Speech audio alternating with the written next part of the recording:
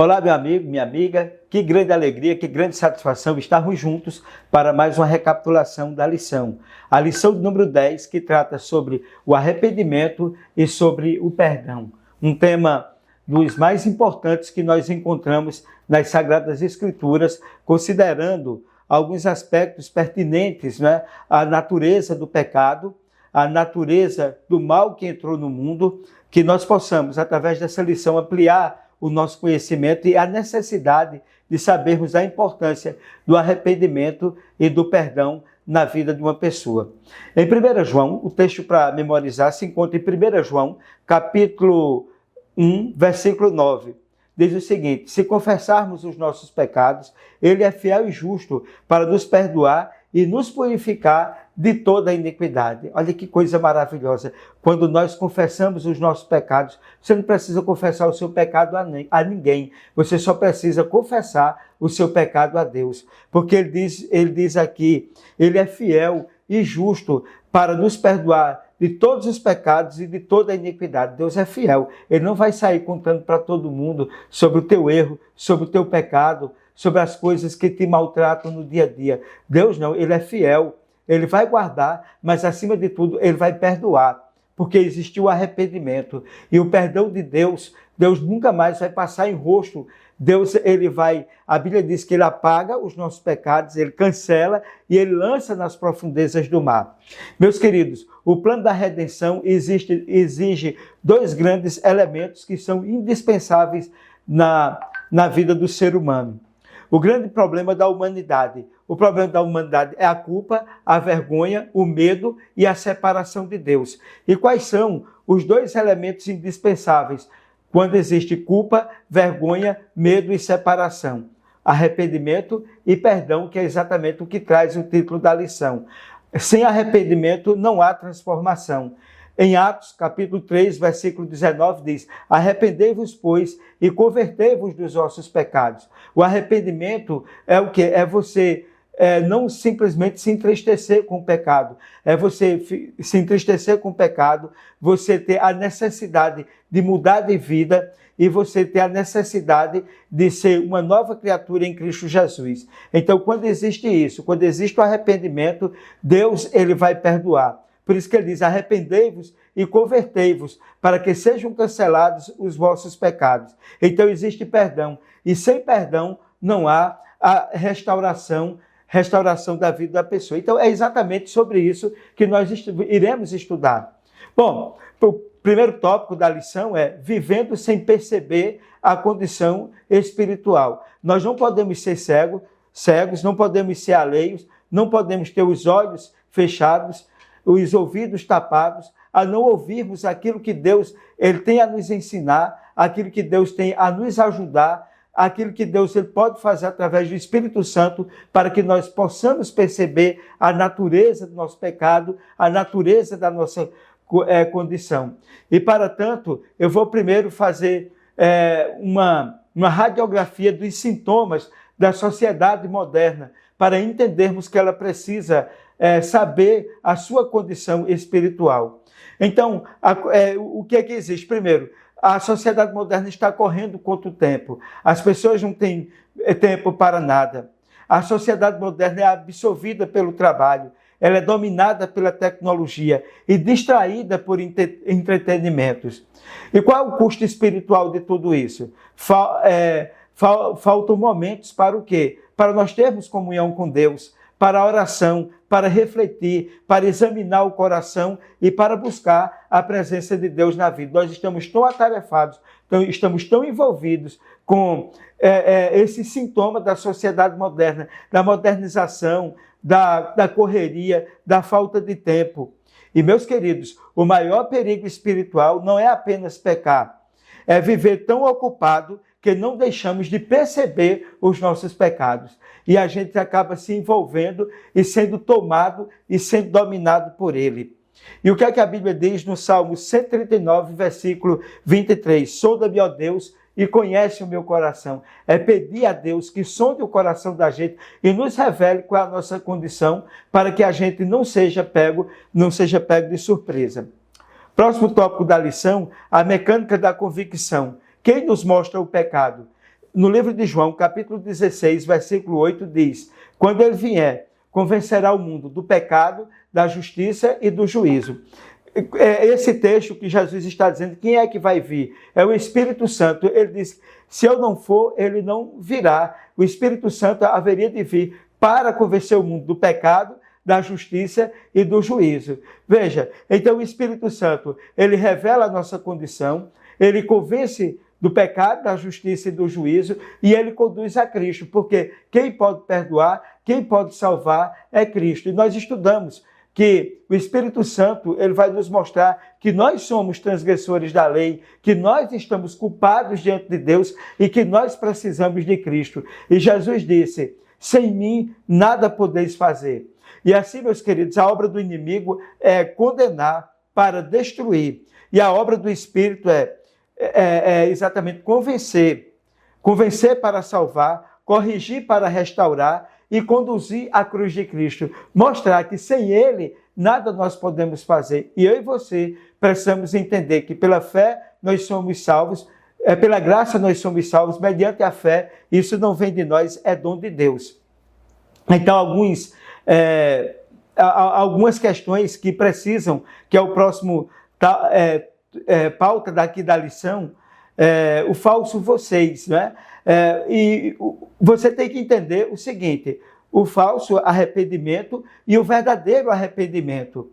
E aqui a gente vai colocar exatamente, fazendo uma comparação, a dimensão, o foco principal, a natureza e o resultado. Veja, sobre o foco principal, o falso, medo da punição, tristeza pelas consequências.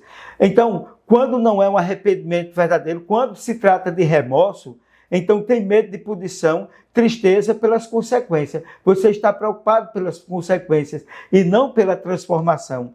E a genuína transformação é o reconhecimento sincero e tristeza por ofender a Deus.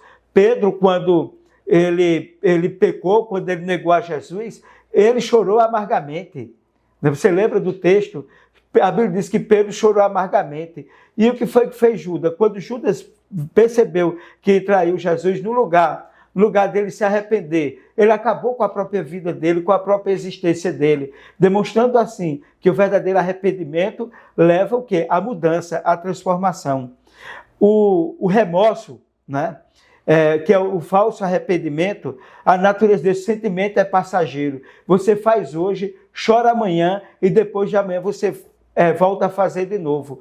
Mas o verdadeiro arrependimento, o genuíno arrependimento, é o desejo profundo de transformação. A Bíblia diz, vi e arguir-me, diz o Senhor dos Exércitos, se eu não abrir a janela do céu, derramar sobre vós bênçãos sem medida. Deus quer derramar, e a maior bênção que Deus quer derramar na minha e na tua vida é fazer com que a gente sinta o verdadeiro arrependimento para que ele possa transformar. Ou seja, desejar uma profunda transformação é exatamente aquilo que nos ensina a palavra. E o resultado? O resultado do remorso, do falso arrependimento é o quê? A estagnação no pecado. Você faz hoje, amanhã você chora por aquilo que você faz e depois de amanhã você volta a fazer de novo. O verdadeiro arrependimento, o genuíno arrependimento, ele leva a uma mudança radical de direção, né? Você vai ser redirecionado.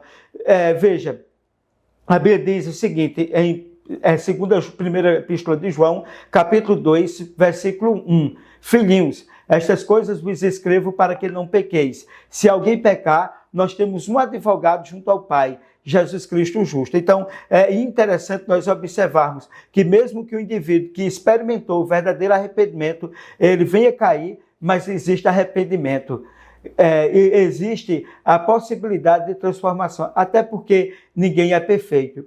Por isso que, voltando a dizer o texto de 1 João, capítulo 2, versículo 1, né, que nós podemos nos aproximar de Deus, e Deus, ele vai nos trazer o quê? Ele vai nos trazer a transformação, ele vai nos trazer a mudança, mas para isso precisa existir o verdadeiro arrependimento. Se alguém pecar, o que diz o texto, nós temos um advogado junto ao Pai, Jesus Cristo justo. Então veja que nós não estamos desamparados.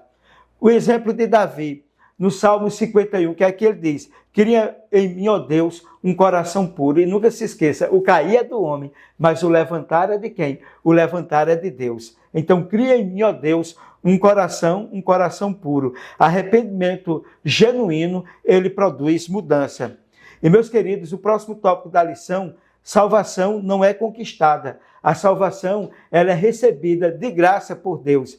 Em Efésios 2:8 é o texto clássico.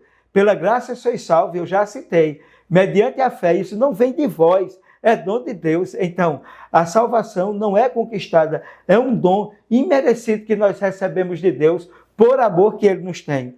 Então, nós temos a graça nos capacita a vencer do pecado, a graça fortalece o cristão, perdoa gratuitamente e restaura o que foi quebrado. E Ellen White diz o seguinte: a graça de Cristo não apenas perdoa os pecados, mas transforma o caráter. Veja bem, não é simplesmente para perdoar, mas é para transformar. Sinta-se perdoado, porque se o Filho te libertou, verdadeiramente eu e você, nós somos livres. Próximo tópico da lição: a troca de texturas. A justiça de Cristo. Então, vamos ver o que é que existe. Existe a nossa justiça. Todas as nossas justiças são consideradas por Deus como trapo de imundícia. Veja, as nossas boas obras diante de Deus, elas não valem nada, tá certo? Se ela não vier de Deus, para Deus ela não vai servir. Representa nossos méritos falhos do ser humano. Então, essa é o que representa a nossa justiça, a justiça do homem. Por outro lado, a justiça de Cristo. Nós somos revestidos de sua graça e a sua graça nos oferece a sua justiça. O que é a justiça de Cristo? É Cristo fazer em nós o que não é possível nós fazermos por nós mesmos. E o que não é possível nós fazermos por nós mesmos? Perdoar os nossos pecados. O que a gente pode fazer é sentir que está perdoado, é diferente. Outra coisa, sentir a justiça, sentir o perdão, sentir a santidade, mas acima de tudo, sentir a vitória. Sinta-se vitorioso. Lê o Salmo 32, que o Salmo 32 é um salmo de vitória sobre o pecado, escrito pelo rei Davi. As vestes mais caras do mundo foram compradas pelo sangue de Jesus, que foi derramado na cruz do Calvário para nos salvar. Aproveite e receba. E qual é a anatomia do acolhimento? Aí vem uma das histórias contadas por Jesus, na verdade uma parábola contada por Jesus sobre o filho pródigo. O filho pródigo perdeu tudo o que ele tinha. Ele saiu do aconchego do seu lar, da bondade do seu pai, do conforto do seu lar, de tantas coisas boas. Ele saiu perambulando por esse mundo. Nesse mundo, ele viveu de tudo que o pecado poderia oferecer, gastou tudo o que ele tinha. E depois, o que sobrou para ele, não sobrou absolutamente nada de bens materiais. E ele teve que cuidar de porcos, vender a sua força de trabalho para ganhar o seu sustento cuidando de porcos. E, meus queridos, ele, de uma pessoa nobre, de uma pessoa rica, ele passou a ser uma pessoa pobre. Mas quando ele estava lá, ele lembrou do amor do pai dele. Ele lembrou do que o pai dele representava. E ele disse que se ele tivesse com o pai, ele não precisaria fazer aquilo que ele estava fazendo. Fazer e comer e viver da forma que ele comia. Ele comia, só para vocês terem ideia, daquilo que os porcos também comiam, né? E aquele homem, ele sentiu o peso das consequências do pecado. E ele sabia que se ele voltasse, o pai dele recebia. E o que tem lido nessa história é que ele realmente voltou. E o pai, a despeito do que ele fez, a despeito de como o filho estava, a despeito de tudo, o pai correu e foi buscar o filho. O pai abraçou o filho. Ele estava sujo, fedendo a porcos, mas o pai mesmo assim o abraçou. E esse abraço, ele significa aceitação total, aceitação imediata, sem exigência de mérito. Veja, não é o homem que vai a Deus, mas Deus é que vai ao homem. E Deus recebe a gente como a gente está, e não como nós gostaríamos de estar. E a gente tem que ir a Deus, a Bíblia diz, do jeito que a gente está. E Deus, ele vai possibilitar a transformação. E assim, quais são as vestes? As vestes que aquele filho vai receber representam a cobertura, o perdão, a justiça de Cristo transferida ao pecador. O pecador ele é transformado, ele é justificado. E como eu disse, Cristo vai fazer em nós aquilo que não é possível fazermos por nós mesmos. E o anel?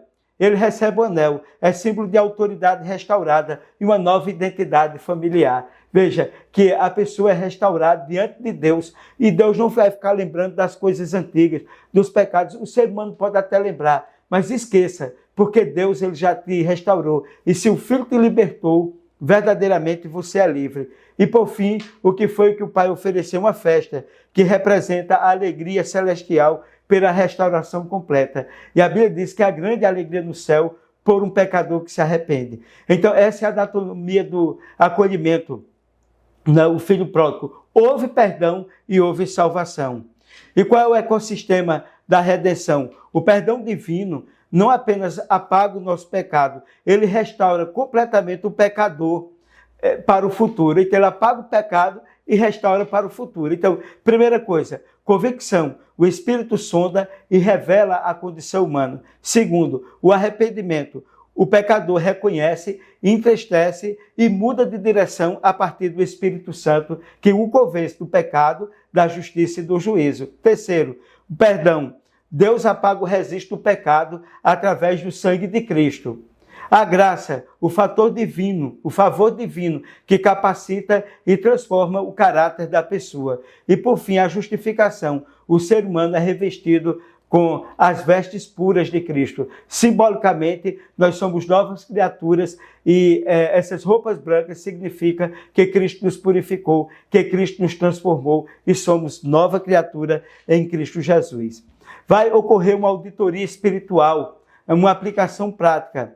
E o que é que nós poderíamos resumir aqui? Existe algum pecado não confessado na minha e na sua vida? Confesse ao Senhor o seu pecado. A Bíblia fala do Salmo 32 em alegre cânticos de livramento. Segundo, tenho silenciado a correria para ouvir a voz do Espírito Santo. Você tem silenciado o seu ouvido, as suas emoções, as suas paixões mundanas para ouvir a voz de Cristo através do Espírito Santo. Terceiro, você e eu, nós estamos permitindo que Deus transforme genuinamente e diariamente o nosso caráter.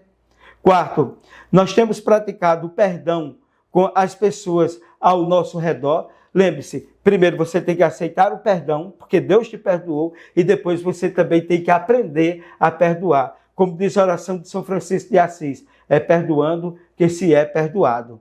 E quinto, nós estamos vivendo diariamente sobre a suficiência da graça de Cristo, ou seja, nós precisamos diariamente depender do Senhor. Meus queridos, o convite está aberto. Confessar, arrepender-se, receber perdão e viver uma nova vida em Cristo. Porque se alguém está em Cristo, nova criatura é, as coisas antigas passaram e se fizeram novas. E em 1 João capítulo 1, versículo 9, tem um dos textos mais bonitos e belos da Bíblia sobre o perdão e salvação. Diz o seguinte: se confessarmos os nossos pecados, Ele é fiel e justo para nos perdoar os pecados e nos purificar de toda a iniquidade. Você e eu, nós acabamos de estudar esse tema sobre arrependimento e o perdão. Deus nos ajude para que nós possamos buscar, deixar o nosso eu de lado e buscar no Senhor aquilo que de bom Ele tem nos oferecer. E nesse momento, agradeço a você por nos acompanhar e dizer que na próxima semana tem mais. Vamos estudar cada vez mais relacionamento com Deus. Essa lição maravilhosa, para que assim nós sintamos a presença de Deus em nossa vida. Vamos orar? Senhor Deus, muito obrigado, Senhor, pelo estudo da lição da Escola Sabatina. Abençoe a cada pessoa que nos acompanha. Em nome de Jesus. Amém. Meus queridos, muito obrigado por nos acompanhar. Compartilhe o canal, dê um like. Se você não se inscreveu, se inscreva. Até a próxima semana, se Deus assim o permitir. Até lá!